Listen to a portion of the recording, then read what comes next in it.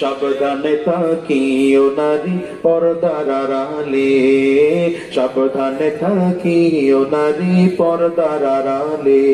হাদিসে হারাম লিখে অন্য দেখিলে, বলেন না, হাদিসে হারাম লিখে অন্য দেখিলে, সাবধানে থাকিও নারী পর্দার আড়ালে, সাবধানে থাকিও নারী পর্দার আড়ালে। ঠিক কিনা? শোনো নারী বিনয় করি,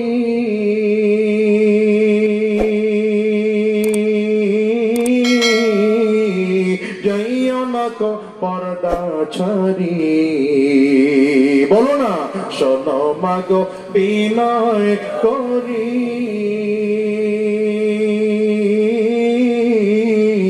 যাইও না মা পর্দা ছাড়ি। সুপারিশ করবেন না নবী দায়ুস হইলে, সুপারিশ করবেন না নবী দায়ুস হইলে, সাবধানে থাকিও নারী পর্দার আড়ালে, সাবধানে থাকিও নারী পর্দার আড়ালে। হাদিসে হারাম লিখে অন্য দেখিলে, কও কও, হাদিসে অন্য দেখিলে, সাবধানে থাকিও নারী পর্দার আড়ালে, সাবধানে থাকিও নারী। আস্তে করে হাত থেকে চিন্তা করে কার হাত, হাতটা যদি এত সুন্দর হয়, চেহারা না জানি কত সুন্দর, আস্তে করে চেহারাটা ডান দিকে ঘোরাবে, ঘুরাইলেই আল্লাহর বান্দি হুরের ডান গালের মধ্যে নজর পড়বে। নবীজি হাদিসের মধ্যে বলেন, এই একটা ডান গালের সৌন্দর্য যদি একটা পাল্লার মধ্যে রাখা হয়, আর এক পাল্লার মধ্যে যদি পৃথিবীর সব সৌন্দর্য গুলো রাখা হয়, আল্লাহর কসম ওই একটা গালের সৌন্দর্যের পাল্লা ভারী হয়ে যাবে। এত সুন্দর রমণী দেখে আশ্চর্য হয়ে যাবে, হায় আল্লাহ এটা কেমন সুন্দর, এমন সুন্দর তো জীবনে কোনদিন দেখি নাই। আল্লাহর বান্দা আস্তে করে চোখের ইশারা করে বলবে, আমার দিকে তাকাও না, সামনের দিকে তাকাও, দেখো না কি ঘটে। হঠাৎ করে আল্লাহর বান্দা সামনের দিকে তাকাবে, সামনের দিকে তাকাইলেই দেখবে একজন নয়, দুইজন নয়, এক এক করে 70 জন হুর আসতেছে। কয়জন কয়জন কয়জন? 70 জন হুর। প্রত্যেকের হাতের মধ্যে ট্রে আছে, ট্রের মধ্যে আবার পেয়ালা আছে, পেয়ালা গুলো স্বর্ণের, স্বর্ণের মধ্যে মতি খোচন করা। এক একজনের পেয়ালার মধ্যে, কারো পেয়ালার মধ্যে মাছের কলিজা, কারো পেয়ালার মধ্যে গোশত ভুনা, কারো পেয়ালার মধ্যে মাছের কলিজা ভুনা, আবার কারো পেয়ালার মধ্যে ওই জান্নাতি তাসনিম নামের পানীয় মিশ্রিত আছে। সব আপনার সামনে এসে ঝুঁকে ঝুঁকে দাঁড়াবে আর ডেকে ডেকে বলবে, আল্লাহর বান্দা খাও খাও, পান করো, যতটুকু দরকার তুমি পান করতে থাকো, কোন ক্ষুধার শেষ হবে না। খান, খাও আর পান করতে থাকো, কোন রকম বাথরুমের চাপ হবে না। প্রচন্ড পরিমাণে খেয়ে খেয়ে একটা ঢেকুর লাগাইবা, ঢেকুরটা দিতে দেরি হয়, পেটগুলো খালি হয়ে যাবে, আবার নতুন খানা আসবে, আবার পেট ভরে যাবে, আবার ঢেকুর লাগাইবা, আবার খানা খাইবা। মুসলমান, ওই জান্নাত যদি চাও আজকের থেকে ঈমানের মেহনত লাগাও, সম্পর্ক লাগাইবা, তো আল্লাহর সাথে সম্পর্ক লাগাইবা। ওরে কলেজের টুকরো যুবক, কার সাথে সম্পর্ক লাগাইবা? আঙ্গুলটা উঁচা করে একটা চিৎকার করে জোরে খাও, তোমার আমার এক নম্বর ভালোবাসা কে? আওয়াজ করে চিল্লায় জোরে ডাক দাও কে? আরো জোরে, আরো জোরে জবান বলে ডাক দিয়া বলো কে? দ্বিতীয় নম্বরে আমার নবী, বুকে হাতটা লাগায় বলো দ্বিতীয় নম্বরের ভালোবাসার কে? আরো জোরে কাও না কে? আমার আল্লাহ আর আমার নবী ছাড়া আপন দুনিয়ায় কেউ নাই। তবে দুনিয়ার সব মানুষের মাঝে দুইজন আপন আছে, দুইজন আপন আছে। একজন হলেন মা, আর একজন হলেন বাবা। এটা ডাক দাও না ঠান্ডা কণ্ঠে, মনটা ভরে ডাক দাও মা। ও যুবক, মায়ের কি কোনোদিন মা কয়া মনটা ভরে ডাক দিছো? তোর মা তো তোর জবান থেকে কত চমৎকার একটা ডাক শুনতে চায়। ওরে কলেজার টুকরা বাবাজি, আমি তোরে কত চমৎকার করে লালন পালন করছি, তুই আমার কোলে পেশাব করে দিছো, কোনোদিন তোর কাছ থেকে বিনিময় কিছুই চাই নাই, টাকাও চাই নাই, পয়সাও চাই নাই, শুধু একটা জিনিস চাইছি, তুই আমার মা কই একটা কলিজা ভরে ডাক দিবি। কপালটা কত বড় পুইরা গেল রে যুবক, আমার মালিককেও কোনোদিন আল্লাহ কয়ে ডাক দিলাম না, আমার নবীরও কোনোদিন নবী কয়ে ডাক দিলাম না, মাকেও কোনোদিন মা কয়ে ডাক দিলাম না, বাবাকেও কোনোদিন বাবা কয়ে ডাক দেই না, বরঞ্চ যেই মা আমাকে তোমাকে লালন পালন করে বড় বানাইছে, যেই বাবা নিজে খায় নাই, না খায় তোমারে আমার খাওয়াইছে, ওই মৃত্যু হয়ে যাওয়ার পরে তুমি আর আমি এখন টাকা পয়সা ইনকাম করি, তোমার আমার ফ্ল্যাটের মধ্যে বাবা আর মায়ের জায়গা হয় না, রুমের কোনো অভাব নাই, রুম খালি পড়ে থাকে, তারপরেও বাবা মায়ের কোনো জায়গা হয় না, বাবা মায়ের কোনো জায়গা হয় না। এরে মুসলমান, কি বলবো তোমাদেরকে, কেমনে বুঝাবো? গত 4-5 মাস আগে করোনার লকডাউন চলাকালীন আমি বাড়ির মধ্যে আছি, হঠাৎ করে একজন মুরব্বী লোক আমার সাথে দেখা করার জন্য আসছে। হুজুর, যদি কিছু টাকা থাকে আমাদের দেন। আমি অল্প কিছু টাকা যতটুকু পারলাম তারে দিলাম। জিজ্ঞাসা করলাম, বাজান আপনার লোকজন বাচ্চারা না সব ঢাকায় থাকে, আপনারাও না শুনলাম আপনি ঢাকায় থাকেন, আপনি গ্রামে কেন আসলেন? লোকটা আমার দিকে তাকায় চোখ দিয়ে পানি চাইরা কান্না শুরু করছে। লোকটা বলে, হুজুর, আমার এই সন্তানদের জন্য আমি কি করি না সব জীবনে করছি, আমার 2টা সন্তান, 2টা ছেলের জন্য আমি জীবনে সব করছি হুজুর। তো কোনো আশ্চর্যের ব্যাপার, করোনা যখন হয়ে গেল, লকডাউন দেওয়ার পরে আমার ছেলেরা কেমনে যেন খবর পাইছে মুরব্বীদেরকে করোনায় বেশি ধরে।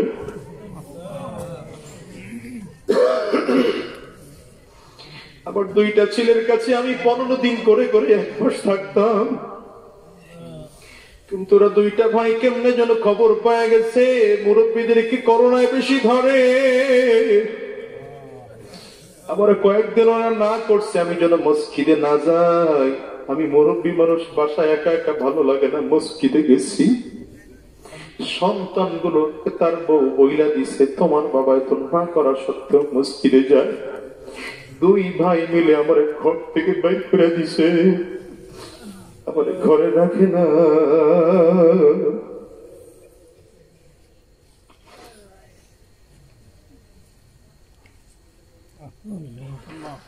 আবার ওরা ঘরে রাখে নাই হুজুর, 2টা ভাই মিলে আমার ঘর থেকে বাইর করে দিছে। আমি ওদেরকে বললাম, বাবা তোদের ঘরে তো রবের অভাব নাই, তোরা 2টা ভাই ঢাকা শহরের মতো 2 জায়গায় 2টা বড় বড় ফ্ল্যাট কিনে কিনে থাকো, আমার একটা ছোট্ট রুম দিবি, আমি কোথাও যাব না, মসজিদে আর কোনোদিন যাব না, তোরা যদি খানা দাও তাইলে খাবো, খানা না দিলে খাবো না, তারপরে আমি বাড়িতে যাব না, আমি বাড়ি গেলে প্রচন্ড ঠান্ডায় আমি মরে যাব, আবার বৃষ্টি পড়ে আমি না হয় বাঁচবো না, আমার ঘরে হুজুর স্ত্রী নাই, আমি কেমনে চলবো? সন্তান 2টার আমি কত বোঝায় বললাম, ওরা আমার শোনে না, শেষ পর্যন্ত ঘর থেকে ধাক্কা দিয়ে আমার বাইরে করে দিচ্ছে। ওরে মুসলমান, আমি মুরব্বী লোকটারে জিজ্ঞাসা করলাম, বাবাজি কেমনে চলে?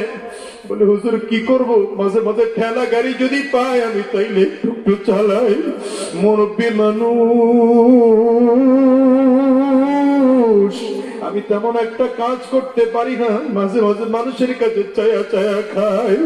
ওরে কপাল পোড়া যুবক, তোর কপাল কে দুটাই পইড়া গেল, যেই বাবা তোরে কোলে পিঠে করে মানুষ বানাইছে, আজকে সেই বাবারে বাবা কয়ে ডাক দিতে পারো না, সেই মাকে মা কয়ে তুই ডাক দিতে পারো না রে যুবক ভাই। মা তোর জন্য নিজে খানা খায় নাই, তোর জন্য মাছের বড় পিসটা উঠায় রাখছে, আরে আমি মাথা খাবো না, আমার সন্তানটারে খানা খাওয়াবো, আমি নিজে কমলা খাবো না, সন্তানটারে খাওয়াবো। আমি নিজে বড় কিছু খাবো না, আমার সন্তানটারে খাওয়াবো। যেদিন তোমার স্কুল ছুটি হয়, কলেজ ছুটি হয়, আজকে বাসায় আসবা, মায়ের আনন্দে বুকটা ভরে যায়। আজকে আমার ছেলেটা আসবে, আজকে আমি মুরগিটা রান্না করে ছেলেটারে খাওয়াবো। ওরে কলেজের টুকরো যুবক, আজকে তুমি বড় ডাক্তার, তুমি বড় ইঞ্জিনিয়ার, তুমি বড় পাইলট, তুমি বড় ব্যারিস্টার। তোমার ফ্ল্যাটে তোমার মায়ের জায়গা নাই, তোমার ফ্ল্যাটে তোমার বাবার জায়গা নাই। কপাল পড়ো যুবক, একদিন তুইও বুড়ো হবি, সেদিন তোর সন্তান তোরে ঘাট ধাক্কা দিয়ে বের করবে, ঠিক কিনা? ওরে কলেজের টুকরা যুবক, আমি কেমনে তোমাদেরকে বুঝাবো? হয়তো এই ভরা বস্তিষ্টায় তোমাদের মা আছে, বাবা আছে। আমি যখন বাড়িতে যাই, চোখের সামনে সব দেখি, কিন্তু মারে দেখা যায় না।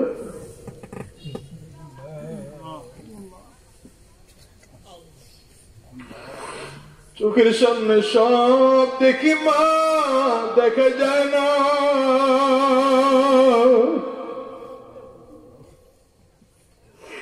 ওরে কত গরিব ফ্যামিলি আছে, মা একটু ঠিক মতো খাইতে পারে না। কত গরিব ফ্যামিলি আছে, প্রচন্ড জ্বর, মা তার স্বামীকে একটু বলবে আমার একটু কমলা খাইতে মনে চায়, তাও স্বামীরে বলতে পারে না, বড় ভয় লাগে, কারণ স্বামী রিক্সা চালায়। বড় আবেগ নিয়ে স্বামীরে একদিন বলছে, যদি পারো তুমি একটা কমলা কিনে নিয়ে আইসো। স্বামী কেমনে আনবে? রিক্সা চালায়, ভ্যান গাড়ি চালায়, ঠেলা গাড়ি চালায়। যদি চাউল কিনতে চায়, লবণ কেনার টাকা থাকে না, লবণ কিনতে গেলে চাউল কেনার টাকা থাকে না। আজকে একটু বেশি রিক্সা চালায়, এক খালি কমলা নিয়ে ঘরে ঢুকছে। মা একটা কমলা খুইলে প্যাকেটটা স্বামীর হাতে একটা কমলা দিছে, আর একটা বড় সন্তানের হাতে দিছে, আর একটা ছোটটার হাতে দিয়া মা নিজেরটা নিজে উঠায় রাখছে। কাজ বাজ শেষ করে তারপরে আমার আমি খাবো।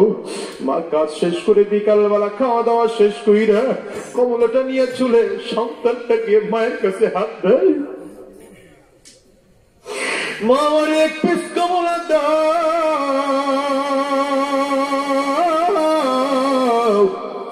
কোনদিন কি খেয়াল করে দেখেছ মায়ের কলিজায় কিন্তু কমলা যায় না?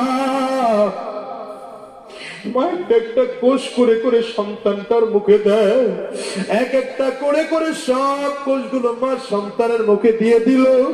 মা নিজে একটা কোষ খায় নাই, ওই শুধু ছিলকাটা মুখের মধ্যে নিয়ে চাবান আর নিজের কমলা খাওয়ার আনন্দ মিটায়। ওরে কলিজার টুকরা যুবক, আমি কেমনে তোমাদেরকে বুঝাবো? হয়তো তোমাদের ঘরে মা আছে, আজকের এই মাহফিলটার মোনাজাত করে দিলে বাসায় যাইবা, হয়তো দরজার মধ্যে টোকা দিবা, মা তোমার দরজা খুলবে, মায়ের চেহারা দেখে জিন্দেগির সব দুঃখ ভুইলা যাইবা। আমি যখন বাসায় যাব রে যুবক, দরজায় টোকা দিলে মা দরজা খুলবে না।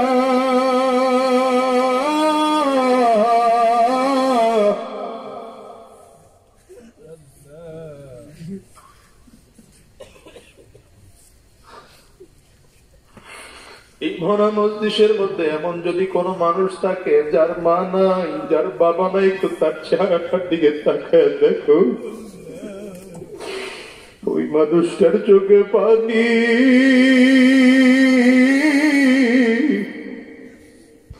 ওই মানুষটাই জানে মা কত বড় মালিকের নামত, বাবা কত বড় মালিকের নামত ছিল। নিজেদের দিনের দামি পোশাক পরে নাই, সন্তানটারে পড়ায়। ওরে মুসলমান, আমার মতো মা নাই এমন কে কে আছে ওই মজলিসের মধ্যে? একটু হাতটা তুলে দেখাও। কার কার বাবা নাই তোমরা একটু হাত গুলো উঠায় আমার মালিকের একটু দেখাও। ওরে কলিজার টুকরা যুবক, হাত গুলা উঠায় রাখেন, যুবকেরা তাকায় তাকায় দেখুন। ওরে যুবক, এই মানুষগুলোর দিকে একটু তাকিয়ে তাকিয়ে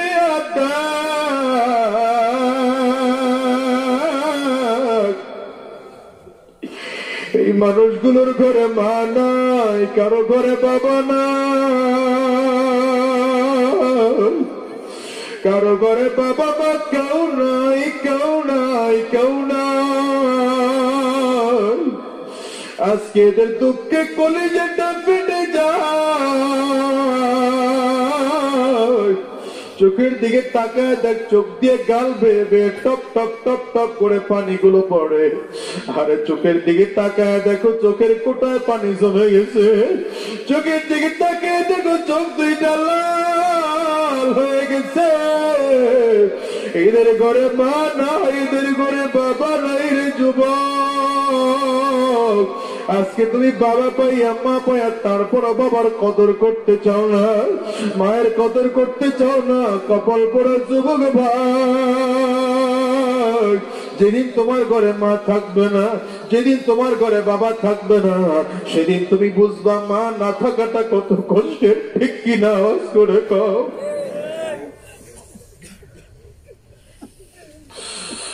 যুবক ভাই, এই স্টেজের আলেমদের দিকে তাকাও। এই মানুষগুলোর মা নাই, বাবা নাই, এরাও চোখের পানি ছিঁড়ে কান্দে। আমি তোমাদেরকে কেমনে বুঝাবো রে যুবক?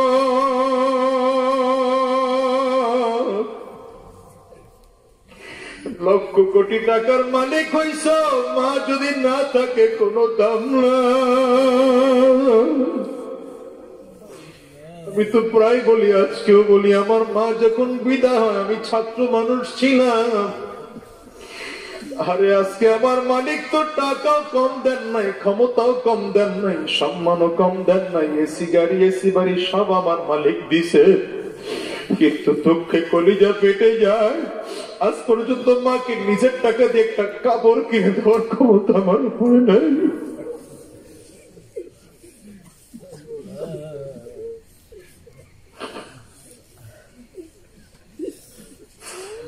আজ পর্যন্ত নিজের টাকা দিয়ে একটা ফল কিনে দেওয়ার ক্ষমতা আমার মাকে আমার হয় না। আজকে যদি লক্ষ কোটি টাকা মা চাইতো, আমি যদি দিতে পারতাম, আমার কোন অভাব ছিল না রে যুবক। এই কলিজাটার মধ্যে একটাই অভাব, শুধু আমার ঘরে মা নাই। এই জন্য তোদের কাছে বলে যাই রে যুবক ভাই, যার ঘরে মা আছে, যার ঘরে বাবা আছে, আজকের এই মাহফিলটার থেকে ওয়াদা করে যা, আজকের এই মাহফিল থেকে আখিরি মোনাজাত শেষ কইরা পাশে যেও, মায়ের পাও দুইটা জড়া ধরবা, বাবার পাও দুইটা জড়া ধরবা। যতক্ষণ পর্যন্ত মাফ না করবে, পাও দুইটার ছাড়বা না। কারা কারা রাজি আছো, হাত দুইটা উঠায় আল্লাহরে দেখাও। একটু জোরে ডাক দাও, রব্বির হামহুমা। কও না, কও না, কও না, চোখের পানিটা চাইরা একটা ডাক দাও, রব্বির হামহুমা। জোরে ডাক দাও না, রব্বির হামহুমা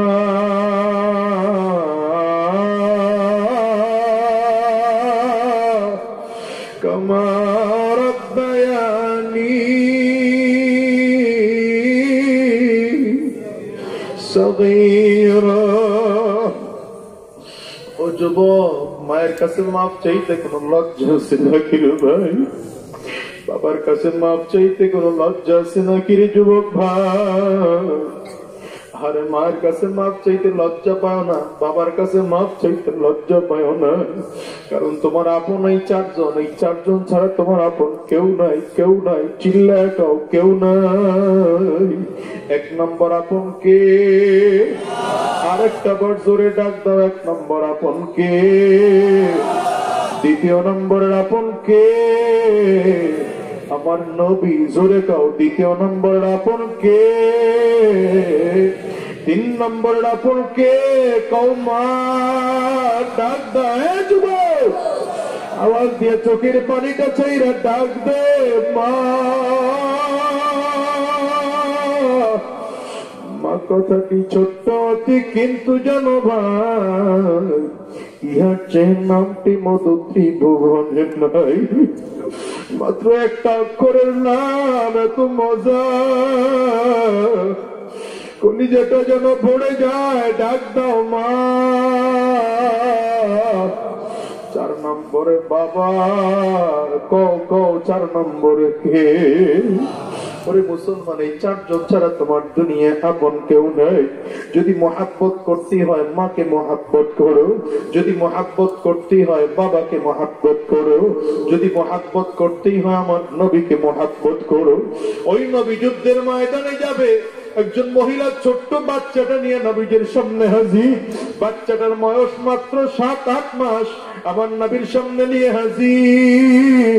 নবীর দিকে তাকায় ডাক দেয়, নবী আমার এই যুদ্ধের ময়দানে ছোট্ট বাচ্চাটাকেও নিয়ে যায়। আমার নবী পর্দার আড়াল থেকে ডাক দেয়, মা ও মহিলা, এই ছোট্ট বাচ্চাটাকে আমি যুদ্ধের ময়দানে নিয়ে কি করব? মহিলা চোখ দিয়ে পানি ছাইরা ছাইরা কান্না শুরু করছে। আর ডাক দেয়, নবী আমার, শুনলাম আপনি যুদ্ধের ময়দানে যাবেন, ওখানে তো আমার স্বামীকে আপনার সাথে পাঠাবো সেই তৌফিক আমার নাই। ওখানে আমার স্ত্রী, আমার বড় ভাইকে পাঠাবো সেই শক্তি আমার নাই। আমার বড় ভাই নাই, আমার স্বামীও নাই, আমার বাবাও নাই যে আপনার সাথে যুদ্ধের ময়দানে পাঠাবো। আমার বড় কোনো সন্তান নাই আপনার সাথে যুদ্ধের ময়দানে পাঠাবো। আমার একটাই মাত্র সন্তান, এই সন্তানটারে আপনি যুদ্ধের ময়দানে নিয়ে যান। কাফিররা যখন আপনার লক্ষ্য করে তীর গুলো মারবে, আমার বাচ্চাটাকে তীরের সামনে ধরবে।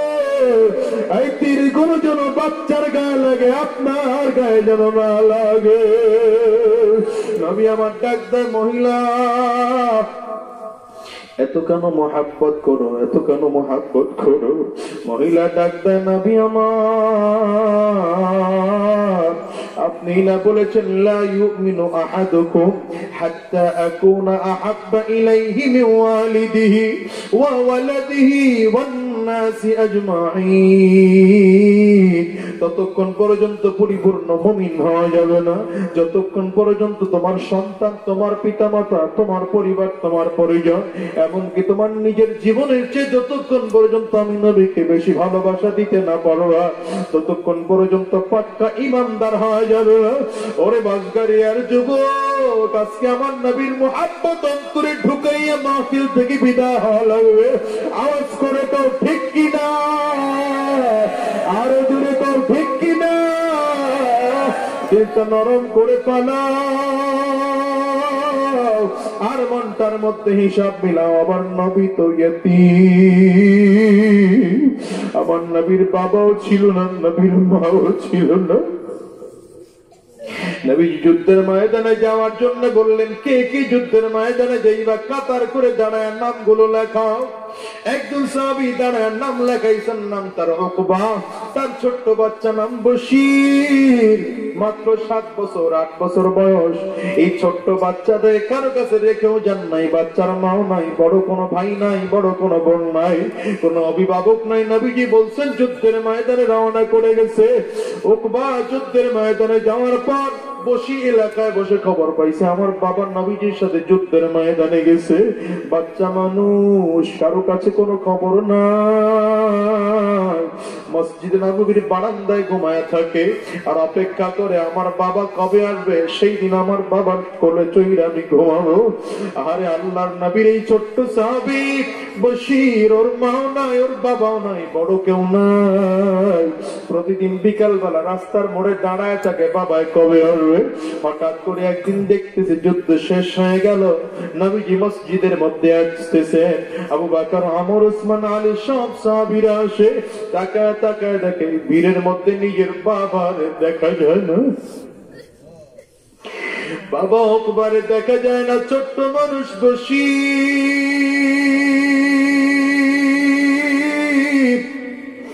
চারিদিকে বাবারে খুঁজে, কোথাও বাবা না।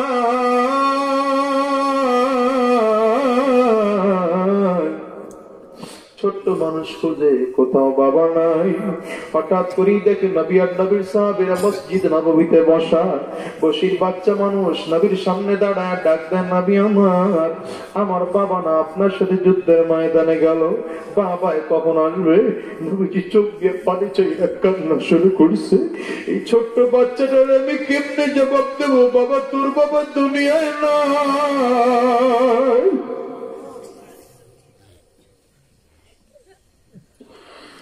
নবীজি চেহারাটা ঘুরে নিছেন, বাচ্চাটা ওই দিকে গিয়ে আবার ডাক দেয়, নবী আমার, আমার বাবা কই? আমার নবী চেহারা আবার আরেক দিকে ঘুরাই নিছেন, বাচ্চাটা ওখানে গিয়ে আবার ডাক দেয়, নবী আমার বাবা কই? আমার নবী মাথাটা নিচু করে দিছেন, নবীজির গাল বেয়ে বেয়ে টপ টপ টপ টপ করে পানিগুলো পড়ে। বাচ্চা বসির মানুষ, বাচ্চা মানুষ কিছুই বুঝে না। আমার নবী পাও দুইটা জড়ায় ধরছে আর চিৎকার করে ডাক দেয়, নবী আমার, আমি এতক্ষণ ধরে শুধু আমার বাবার কথা আপনার জিজ্ঞাসা করি, আপনি আমার কোনো জবাব দেন না, খালি চেহারা ঘোরান আর চোখের পানি ছাইরা কাঁদেন। আমার বাবার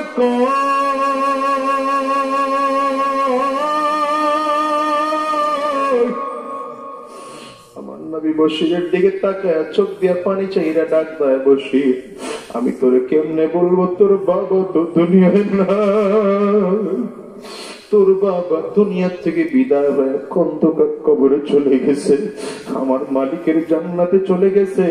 বসির বাচ্চা মানুষ আমার নবীর দিকে তাকায় চোখ দিয়ে পানি ছেড়ে কান্দে, নবী আমার বাবা এটা কেমন কাজ করলো? আমার তো বড় মাও নাই, আমার বড় ভাই নাই, বড় কোনো বোন নাই, আমার চাচাও নাই, আমার চাচিও নাই, আমার কোনো অভিভাবক নাই। নবীজি আপনি একটু পশ্চিম আকাশের দিকে তাকায় দেখে, এই যে সূর্য মাত্র ডুবতেছে, আমি আমার বাবার কোলে চইরা আপনার কাছে আসতাম, আপনার পিছনে মাগরিবের নামাজ পড়তাম, ঈশার নামাজ পড়তাম, আমার বাবার হাতটা ধরে ধরে আমি বাড়িতে যাইতাম, আমার বাবার বুকের উপরে মাথা রেখা ঘুমাইতাম, আমার বাবা আদর করে আমারে খাওয়াইয়া দিত, আমার বাবা আমারে গোসল করাইয়া দিত, আমারে পড়াইয়া দিত, আমারে খাওয়াইয়া দিত। ওগো নবীজি আমি কার কোলে মাথা রেখে ঘুমাবো? আমারে কে একটু গোসল করা দিবে? আমারে কে খাওয়া দিবে? বসির বাচ্চার মতো করে চিৎকার করতেছে। আমার নবী হাত দুইটা বাড়ায় ডাক দেয়, বসির তুই কাঁদবি না রে বাবা, কাঁদবি না। যখন কারো মা থাকে না, বাবা থাকে না, তখন কত কষ্ট আমি নবী ছাড়া কেউ বুঝে না।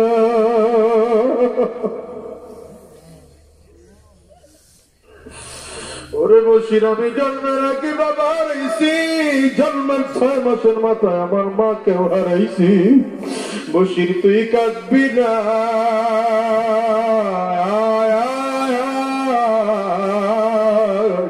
আমার কোলে আয় গো বসির,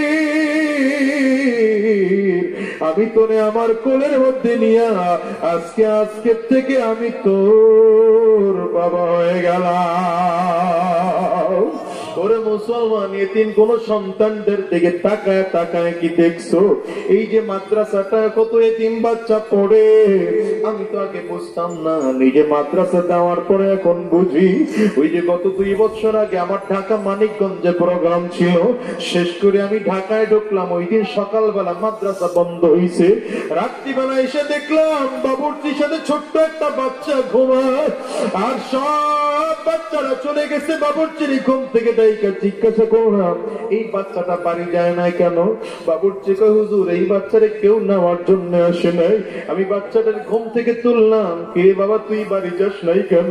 ও আমার দিকে তাকে চোখ দিয়ে পানি ছাইড়া কান্দে আর ডাকতে, হুজুর আমার বাবাও না,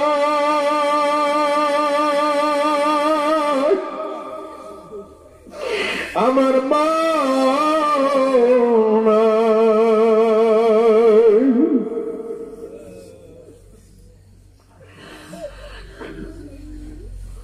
আমি বললাম, বাবা কি হয়েছে তোর, ঘটনা কইলা বল। বলে হুজুর আমার মা ছোটবেলায় দুনিয়া থেকে বিদায় হয়ে গেছে। আমার মা বিদায় হওয়ার পরে আমার বাবা আরেকটা বিয়ে করছে। আমার মা যে বাবা যেটা বিয়ে করছে সৎ মা আমারে শুধু মানে। হুজুর আমি আমার বাড়িতে যাব না হুজুর। পকেট থেকে 20 টাকার একটা নোট বের করে দেখে হুজুর এই 20টা টাকা আমার কাছে আছে, আমি হোটেল থেকে খানা কিনা খাবো, হুজুর আমার বাড়িতে যাইতে বলবেন না।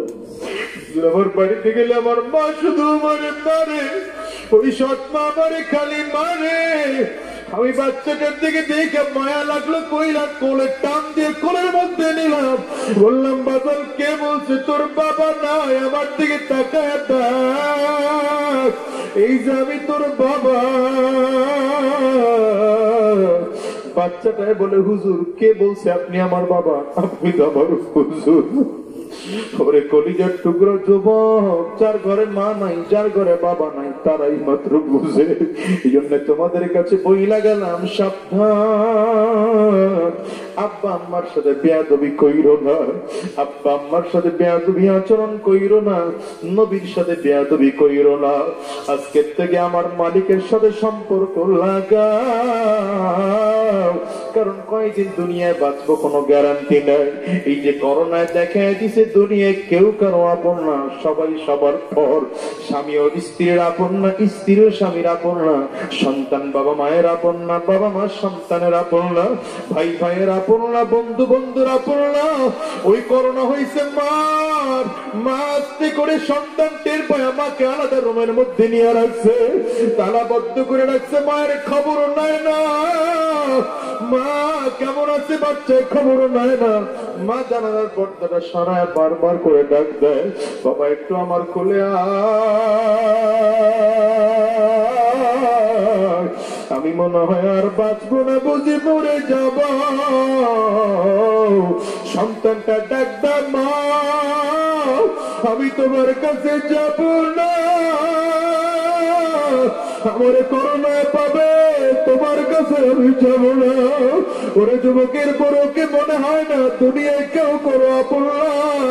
আজকের মাহফিলটা তো তোমার জীবনের শেষ মাহফিল হতে পারে, আজকের মোনাজাতটাও তো জীবনের শেষ মোনাজাত হতে পারে, আজকের রাতটাও তো তোমার আমার জীবনের শেষ রাত হতে পারে। আজকের এই মাহফিলটার থেকে ওয়াদা কইরা যাও, আল্লাহ যতদিন এই দুনিয়ায় থাকব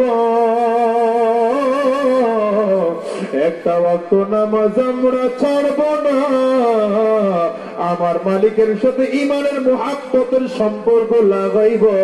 কারা কারা তৈয়ার আছো হাত উঠায় আমার আল্লাহরে দেখাও। একটু জবানটা করে জোরে একটা ডাক দাও, আল্লাহ আওয়াজ করে জোরে একটা ডাক দাও, আরো জোরে আওয়াজ করে চিৎকার করে ডেকে বলো আল্লাহ। চোখের পানিটা চাইরা আরো জোরে ডাক দাও।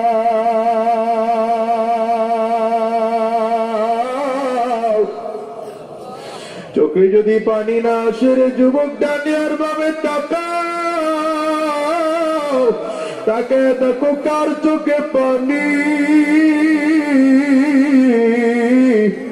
ওই মানুষটার দিকে তাকায় নিজের নিজে ধিক্কার মারো, আর নিজের গুনাহের কথা স্মরণ করে কান্দো। অনেকের ঘরে মা নাই, বাবা নাই, আব্বা আম্মার কথা স্মরণ করে কান্দো, আর আমার মালিকের কাছে মাফ চাও। আল্লাহর চিৎকার করে একটা ডাক দাও জোরে আল্লাহ, আরো জোরে ডাক দাও আল্লাহ,